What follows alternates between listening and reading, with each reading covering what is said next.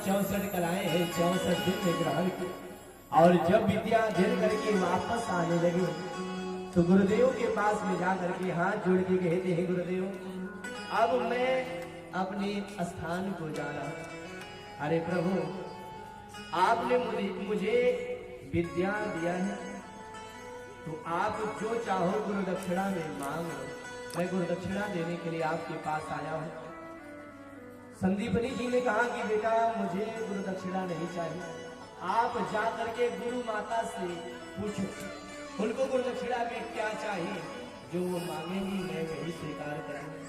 यहाँ भगवान श्री कृष्ण गुरु माता के पास में गए और कहने लगे कि भैया मेरी विद्या पूरी हुई, अब मैं अपने स्थान को जा रहा हूँ। अरे माँ, गुरु दक्षिणा देने के लिए मैं आया हूँ, आप जो चाहो गुरु दक्षिणा